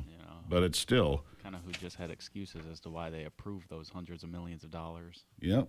Rate increases everywhere. All right, let's go to Gene in South Carolina. Gene, good morning. Good morning, Steve. How are you? I'm good. What's on your mind? Back in 1983, I started working for Duke Power Company outside of Charlotte, North Carolina, and I worked at Catawba Nuclear Station, and I got into chemistry. And then in 1986, I was introduced into the oil. Took care of the diesel generator, oil systems. Right. Added to it, added biocides, all that stuff. I left the company back in 2002 because I had asbestosis, and part of the settlement was I had to leave the company. I started working for an oil company called Groundwater Recovery Services in 2004, and I was into doing environmental cleanup at these old tank farm sites. Right. And So I've got a lot of knowledge in oil. And my question is this. Way back then, everybody knew that we needed more refineries to be built in this country. We didn't do it. Because one day it was going to bite us. Yeah, we and didn't then do now, it. Right, and I heard 2-3 weeks ago that now the oil companies are saying, well, if we get another liberal president and Senate and House, we're not going to be able to get it done. They say it's not worth our money. And they say it's so huge to build them. It is. I understand that they're really huge, but you don't have to build them on that large of a scale. Only doing 1/3 of the size that you're presently doing them. You don't have to take up 1,000 acres to put a refinery in. I live in South Carolina. I live in York, South Carolina. Between me and Myrtle Beach, go south in South Carolina, there's all kinds of land that could be built up to receive vessels. And that's we true. We can run the pipelines. Yeah, that's and true we all don't over this have country. to build. I mean, the fact of the matter is, Gene, they're going to build one in Brownsville, allegedly. But the problem that these companies face is if they get a leftist that comes in with Green New Deal policies, then they are out the money, and they sink us again. You're right. We have a refining problem for oil. There's no question about it. And we haven't built a refinery in more than 50 years now. That is the price. So we had a price spike in Michigan here, a month ago, because a big refinery in Indiana shut down for a period of time. It's detrimental to America. We need more of this. I need to get one more call in. John from Kentucky. How are you, sir? Good morning, Steve. How are you? I'm well. Couple of things. We wanted to call you back as you requested because we did purchase a ghost bed and they're going to install it on Monday. Great. Note of caution to seniors. We're both seniors. If your bedroom's upstairs, you're going to need help. The base and the bed mattress itself both weigh over 100 pounds. Just throw that out there. That's correct. And then secondly, perhaps you and Ivy could look into the high cost and the rising costs of veterinary bills. We have friends I can that tell are you why. I can tell you why that happened. It's private equity. Private equity is around gobbling up vet offices just like they buy up HVAC companies and plumbing companies and electricians and all of that. And they'll buy a group of veterinarians out in an area and basically create a regional monopoly. I don't know if that's happened to you. It happened to us. The best vet we had was, I don't blame him. He sold out for big money. But then it's run by private equity who set the rates, and you don't have that home service anymore. You don't have that personal vet service anymore. Private equity is people gobbling up everything. The people, it's a shame, people giving up their pets because they can't afford them. Well, it's terrible. And the price of pet food. Good Lord. I saw I know. I saw a bag of cat food. It was like 25 pounds. It was $75. Yes. You can't do that. Anyhow, great call. Greatly appreciated, John. Thank you. And you can look up the Tiffany Cianci interview on Forgotten America, which goes through all the private equity. That's stuff. right. Tiffany Cianci, Forgotten America podcast. It's right there. Become a subscriber for free. Private equity is really putting the thumb screws to America in veterinary offices and a whole lot of other stuff. Check it out. Steve Gruber on YouTube.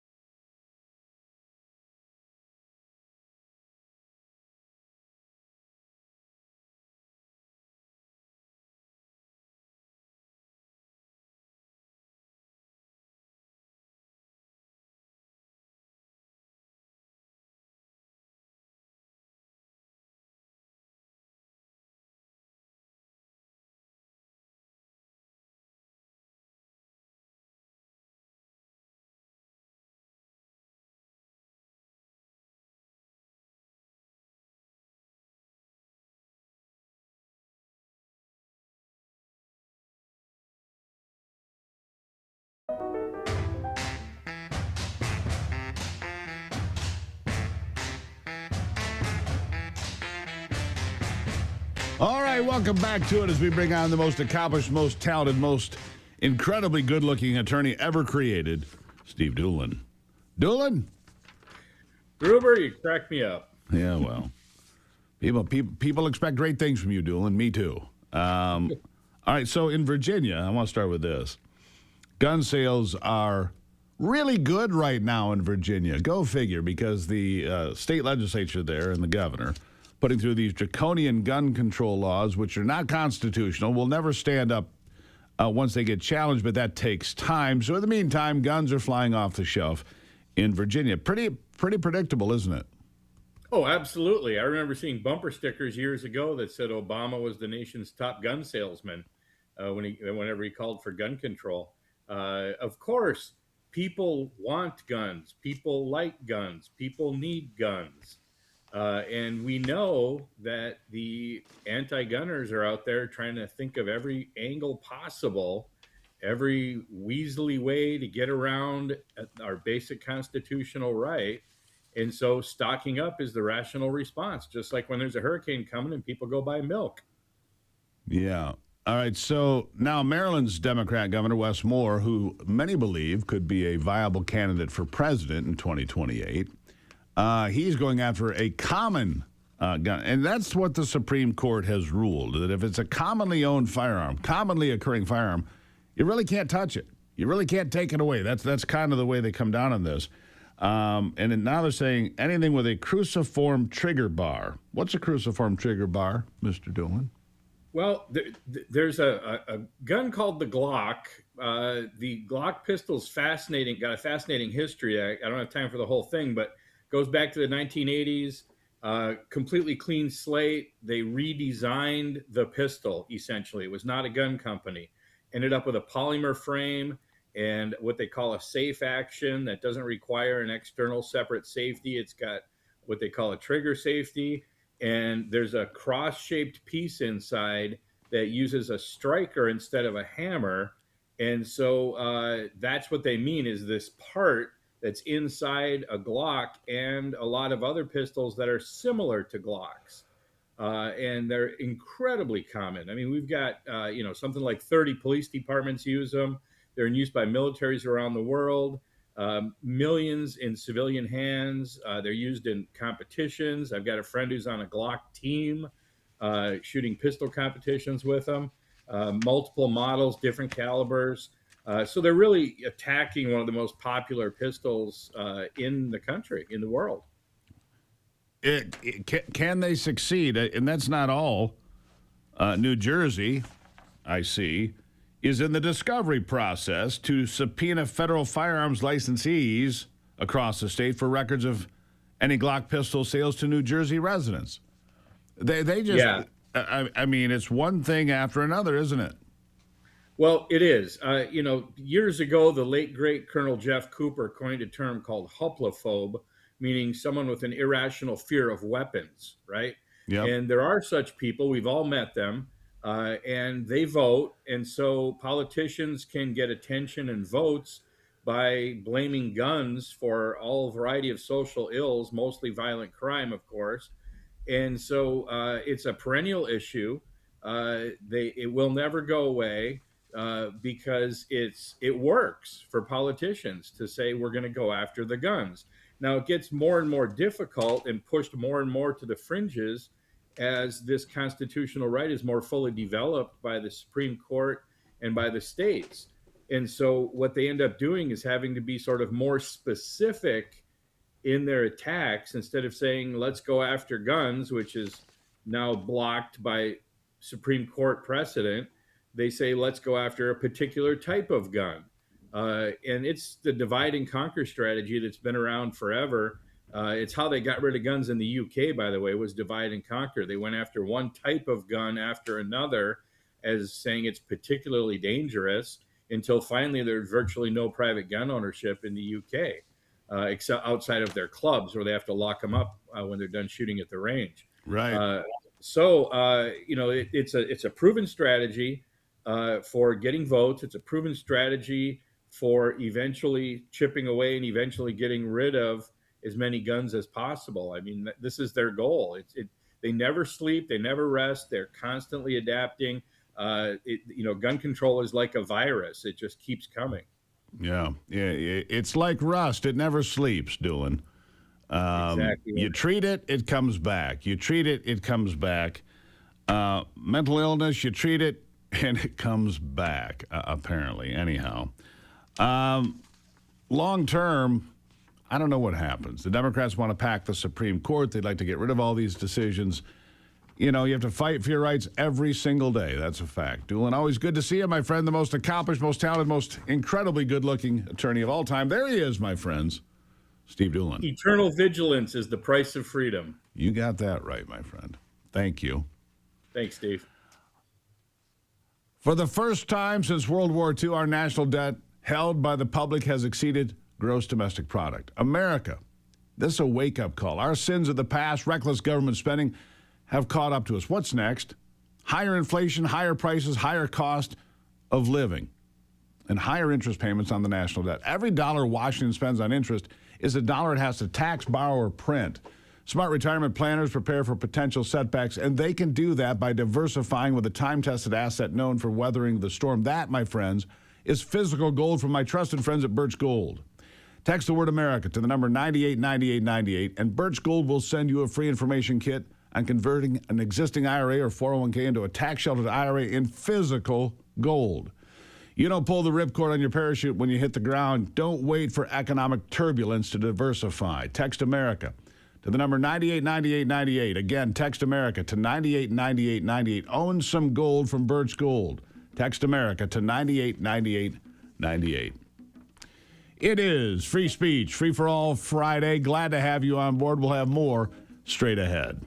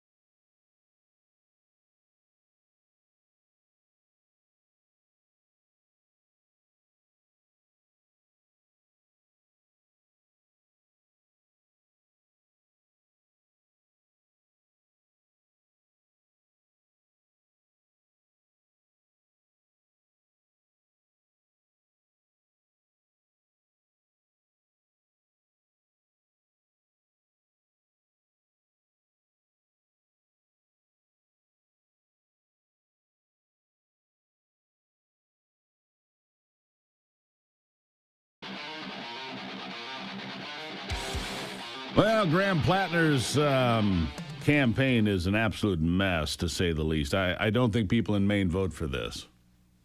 And one of his accusers says the New York Times did him a favor by not covering the story completely.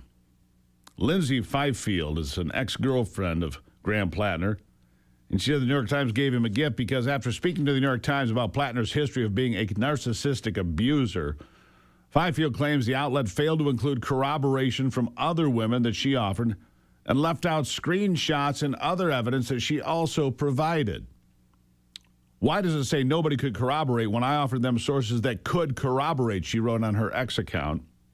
Where were the screenshots they said they'd use, or the mention that I'd supported local Democrats and that most of my family and my husband are liberals? The editors said it was too much, they explained. The Times also failed to include any mention that I did confide in multiple friends through the years that Graham had been abusive long before he was running for office. Those friends confirmed they spoke to the Times as well. The New York Times covering for this pig of a candidate in Maine, it sounds like to me.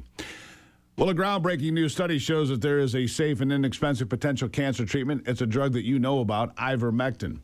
The new study shows that individuals who took ivermectin, the parasite-fighting medication that gained fame during the COVID pandemic, along with the drug mebendazole, saw remarkable results in their battles with cancer. This incredibly promising result has many Americans wondering where they can obtain U.S.-made ivermectin and mebendazole. That's where the Wellness Company comes in. You see and hear from TWC doctors all the time on this network, and you know that their products are the gold standard for keeping you and your family safe and healthy. The Wellness Company is making 100% American-made ivermectin and mebendazole available to my audience at incredibly affordable prices. Say no to Big Pharma's greed. Say no to Big Pharma's poisons, and say yes to a company you can trust. If you or someone you love is interested in trying ivermectin and mebendazole, I urge you to go to twc.health/Gruber. twc.health/Gruber. You're going to save money right now, at least 10%, maybe more. twc.health/Gruber. Get healthy today. I'll be right back.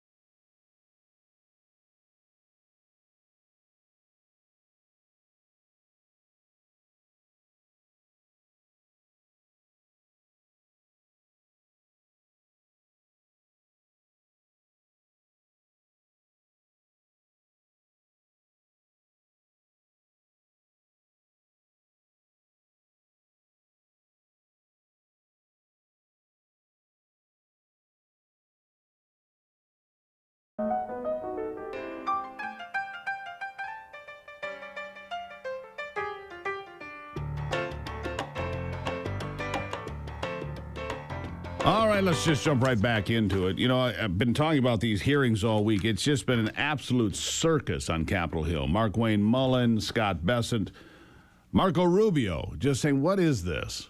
I mean, they're asking about his shoes, and he's like, you can't be serious right now. This can't be a serious undertaking, but apparently they think it is. Oscar De La Rosa attorney, former Miami council member, joining me now. Oscar, nice to see you today. I mean, this has just been embarrassing. I mean, I've seen these hearings be a joke, but it's gotten so bad. You know, you've got Al Green yelling at Markwayne Mullin to shut up after calling him a racist. No wonder Congress has the lowest approval rating of my lifetime. Welcome to the program. Nice to see you on a Friday. What are your thoughts? Steve, good morning. Thank you so much for having me again. Look, I think Senator Rubio said it spot on. It's become a circus, but it's become a circus because this is like their highlight reel arena for social media. If you notice, every single time one of these Congress people makes one of these absurd statements or any of these gotcha moments, questions, it's immediately on their social media the next 15 minutes. And it's because they don't have anything really to prove. They are not passing legislation. They're not being effective to their constituents. The only way they have to show to their audience that they're doing something is when somebody that's actually doing something comes in front of them, they grill them and they yell at them. Secretary Rubio went in front of one of the committees. Congresswoman yelled at him for 2 minutes, asked 15 questions, and then when it was his time to respond, she left. And he said, he goes, "Where are you going? I'm going to answer your question." You know, she just is allowed to yell and say questions and not even give me time to respond. What has this become? Yeah, it is a social media click storm. That's all they want. They want their 15-second viral little video that makes them look like they've done something important. And all they have done is waste my time, the time of Secretary Rubio or Secretary Mullin or anybody else that comes in there. They don't actually have questions. It's all about gotcha moments in viral video. And that's it. What a waste of time. Why even bother to go? Right. Look, like I mentioned to you, it's 2 years. The problem with Congress is they get elected every 2 years, right? And they can't be effective, especially Democrats right now, if they're not in leadership and they don't have any meaty legislation to pass that could actually help American citizens. There's nothing that they're implementing. There's nothing that they're bringing to the table. They're fighting the Saves America Act every single day, which is a nonsense bill of why it shouldn't get approved. It's very simple to have everybody that wants to vote have a driver's license. We needed to drive. We needed to take flights. We needed to do pretty much everything. Congress people need IDs to vote, but not the American citizens. It makes no sense. And when they finally have a 5 seconds of importance because they're speaking to someone that's actually making an impact, speaking to people that are working 24/7, traveling the world to solve issues that really do affect American lives. All they want to do is show their constituency, look, I got them in a gotcha moment. I asked them 15 ridiculous questions and I yelled at them. I'm fighting for you. So how do we make it better? How do you improve it, Oscar? Because it's not going to change, and it just seems to get worse. I realize that the swamp is a mess, but this is a cesspool. People are sick of it. Can you improve it? Is there anything that can be done? Can we make people more accountable? Can you? I mean, you say, well, you got to vote. Well, it doesn't work either. It doesn't seem to me.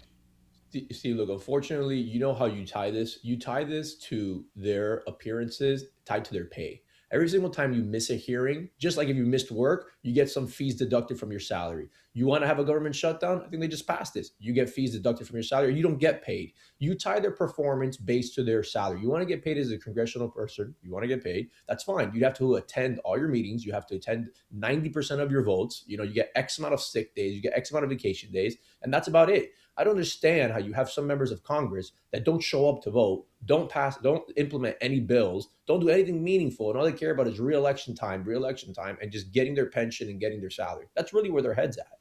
So, you know, if you want to have effective leadership, unfortunately, you need to hit them where it hurts. When I was a city councilor in Hialeah, we had a 3-strike policy where if you didn't show up to a meeting for three unexcused absences, you start forfeiting your pay. We didn't have any more absences after that legislation passed. It's remarkable, isn't it? And I just don't know. It's just embarrassing. Do they have no shame? I mean, I sit here and I look at these things, and I want to play one bite. Go ahead, play bite one, Anthony. Bite one. Ridiculing the entire process is Marco Rubio. Listen to this. Distribution. Well, because one of those were in cahoots with Hamas. And we saw an incredible amount of the aid flow into Hamas's hands. Reclaiming my time, the aid was held up at the border by Israel, and you know it. You've got to fix your rules here. You can't even answer a question. You're not following the rules. You're very familiar with how this works. No, I don't. I never served in the House. This is a weird rule. Will you ask a question and I can't answer? Would you please add time to the clock? Nope. I did like that. Can you please add time to the clock? Nope. Finally, some sensibility, because he's trying to answer questions that aren't really questions. It's mind-boggling, Oscar. Absolutely mind-boggling. It makes no sense, like you said. I'll be honest with you. Secretary Rubio is one of the brightest elected officials that we have in this country. The guy's very, very, very smart, very well-spoken. It's a shame because he had an interaction with a congressman from Texas that didn't have a gotcha moment, was asking him some questions if Israel had nuclear weapons or not. They had a back and forth debate. They said, okay, I'd like to be able to see that in a classified setting, and they moved on. So you do have members of the Democratic Party that are capable of having conversations because they really do want to be able to just get an answer. Then you have other people like this congresswoman that clearly doesn't know what she's doing, right? And was prepped by her staff and was said, hey, just say these questions because it'll be good for your social media highlight. Say the questions, but we really don't care about what the secretary's response is. We really could care less. We just want to bombard him with questions and seize our time. She fights for requesting more of her time, but the time that she gets is just to keep yelling at him. She doesn't really want to get anywhere. She doesn't want to have any answers. Like I told you, she's not fighting for the American people. She's fighting for herself. Yeah, they're fighting for something, but it's not for the folks, Oscar. 100%. They're not fighting for the folks, anyhow. Always good to see you, my friend. Thank you for being here. Thank you so much for the invite. Really appreciate it. I mean, when you watch that and you listen to that, and there's Marco Rubio, who has been arguably the best Secretary of State in a long time, maybe in my lifetime. I mean, the amount of work that he's doing, the amount of successes that he's been able to put on the board, and he gets treated like that.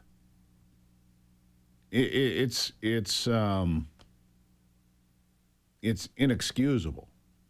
Inexcusable. So there you go.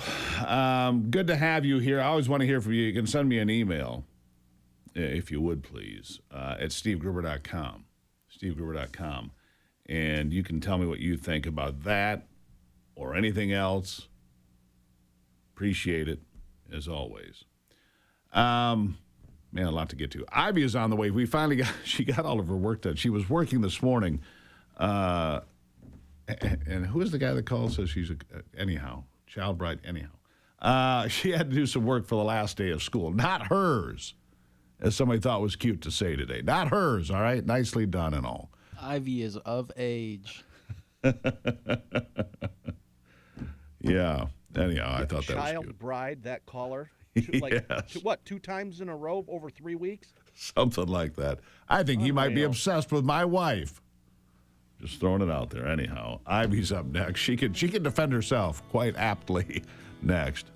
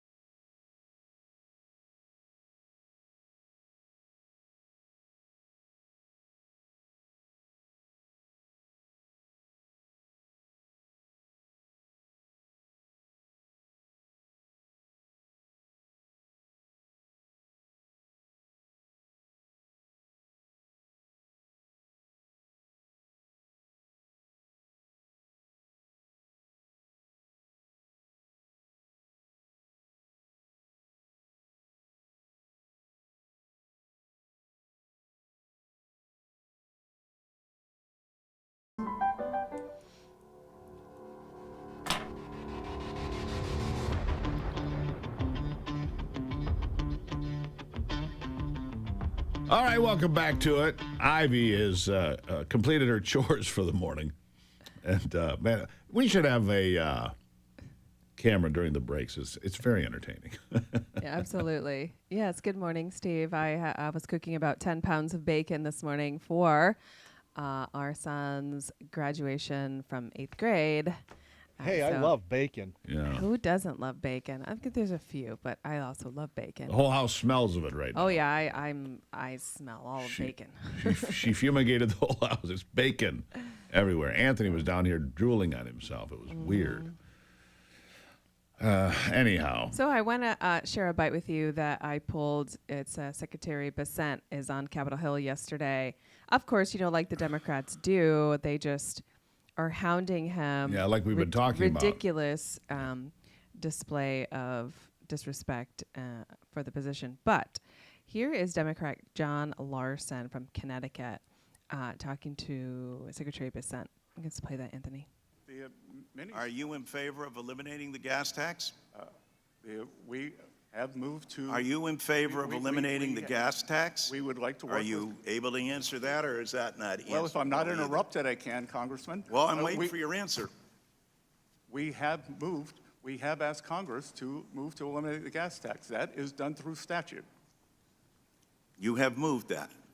So you're in favor of eliminating the gas tax? We have asked for that. So we can join bipartisanly today because you're in favor to eliminate the gas tax? Again, the White House has asked for it, sir. They have? Why isn't it before the committee for a vote? I don't run the agenda. Well, it's good to hear that we're in favor of something that we can work on bipartisanly that will help come back to us, relieve, Anthony. people. He's like, and he starts rambling on because he's like, wait a minute, I've just been painted in the corner that we agree on something. Right. Well, that's good. Yeah. Wait. I mean, that relic, that antique, how long's he been sitting up there on Capitol Hill? Oh, who knows? And brush the dust off him. I mean, good luck. There's another part of the problem. You ought to have wheelchair races in Congress because that's what you're dealing with. Oh, come on. That's a little harsh. I mean, at some point, though, you do a have little to... harsh, a little accurate. I mean, do we not all Mitch remember... McConnell, who just all of a sudden just stops and he's Mitch like... McConnell, who freezes up, Joe Biden. And worse than that, for those of you that don't remember, 2 years ago now, roughly, there was a Republican member of Congress, a woman from Texas. Oh, this is right, yeah. They couldn't find her. Her staff was there, oh, yeah, she's fine. 6 months later, they found her in an old folks' home in Houston. Oh, I Brock. remember that, yeah. Mm-hmm. I mean, come on. Wheel them out. Yeah. And What can we do about that, Steve? What are your thoughts? Well, term limits is the only thing that people really support. And I've always been against term limits until more recently. Maybe it makes sense. I look at guys like a Congressman, Chuck Grassley, right? Senator. Senator Chuck Grassley. But he's sharp as a tack. He's sharp as a tack. So it's in one hand, you're like, okay, we want to regulate this. And on the other hand, it's like, well, you have those sorts of guys who are doing an exceptional job with their investigations, and you don't want to get rid of someone like him. So I just think it's a tough place. I mean, it's really up to the people. Like, hey, you realize that, for instance, Mitch McConnell is probably past his due date to be in Congress, and then you need to go, okay, as citizens of the state of Kentucky, we need to get some new guy in. Past his expiration date. Chuck Grassley, by the way, 92. 92, sharp as a tack. But I want to play something else for you. So the other thing about the Democrats right now that they're screaming, and this is just B-roll, Anthony, I don't know, sorry I didn't tell you that, with the Trump reflecting pool. But the reflecting pool is actually reflecting. It's beautiful. It's not filled with algae and trash. And so this is what the president posted, by the way, as he was filling the reflecting pool. And they are outraged by how beautiful it is. Who cares what they're outraged about? One of the pools, and I just learned this yesterday, was built in like 1922. Mm-hmm. It always leaked. It never worked right. Since 1922, it was never corrected. Trump went in, changed the materials they're using, and now the pool and the fountain work. I mean, you go all over D.C. now, these pools and fountains, many that were dry, many that leaked, many that were filled with algae and sludge and slime, they're all cleaned up. How can you argue with that? Any common sense person isn't going to argue with that. It should be beautiful. It's the capital of our nation. Correct. So, do you have any? I didn't pull something. The dumbest thing I heard all week. But did you have something? Do we have time? Let's see here. Yeah, we'll continue with the embarrassing behavior on Capitol Hill. Bite number 2, Anthony. Roll that big, beautiful footage. Mr. Secretary, would do what happened to Ruby. Are you calling me a racist? A racist. I'm asking a question. Reclaiming my time, asking to shut up. That's a pretty. Shut up. Shut up. It's my time. My word. I'm not going to let anybody call me a racist, Chairman. I never called him a racist. It's my time. It is, gentlemen. Will suspend. He will not. Tell him to shut up. There's Al Green, the soon-to-be former member of Congress. Well, we wonder why we have a culture of disrespect when we see, congressmen and women behave in that way. He's the guy that's been thrown out of the last couple State of the Union addresses for just terrible behavior. I mean, Democrats, be proud. Al Green's one of you. Nice team you got there. I mean, this guy telling Markwayne Mullin, the Secretary of Homeland Security, shut up, after he calls him a racist. I mean, it's beyond the pale. It really is. It's beyond the, soon we're going to have, like they have in foreign countries, fist fights on Capitol Hill on the floor. Oh, my. Maybe. Well, I know that. What was it? The congressman who was calling out Rashida Tlaib. Man, that was a big meltdown too. That was yesterday too. One of our callers said, they're putting in this big cage for this. This big cage fight, UFC fight coming up on June 14th. Maybe they should leave it there. and when stupidity like this happens, just bring them on in. Bring Markwayne Mullin in. Remember the claymation back in the day where they were like bringing Celebrity Deathmatch. Celebrity Deathmatch. We're gonna bring that back in. I love that. Celebrity Deathmatch. Markwayne Mullin, Al Green, Celebrity Deathmatch. Anyhow, Ivy, love you. I love you, Steve. Good Lord, I have a headache.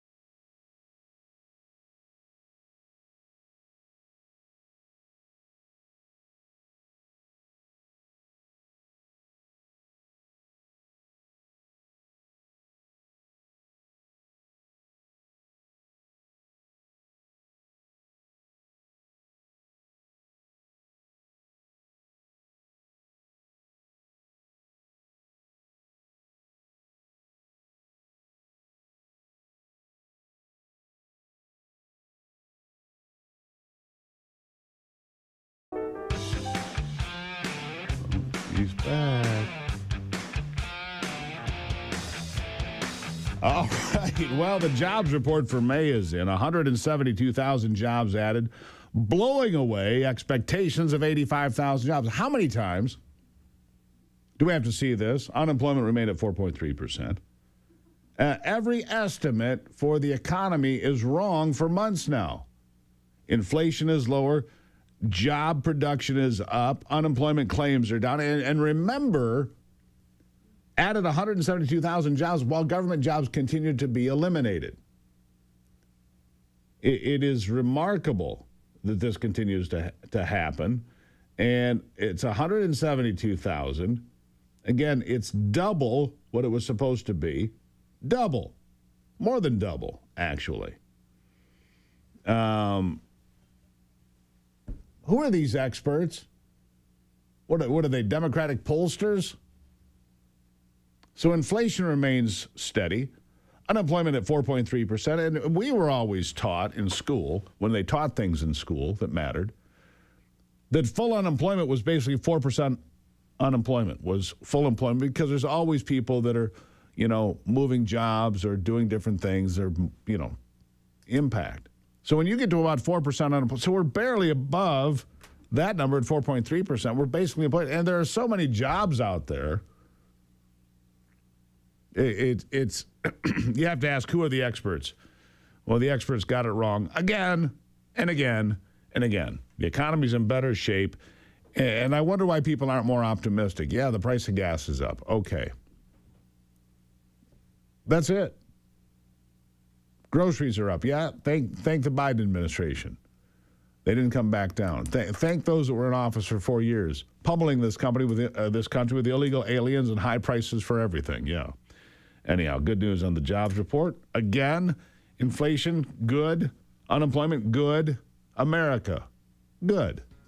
Fight the good fight. Keep the faith. God bless America. I'm Steve Gruber. This is Daybreak. And remember, only you can save America.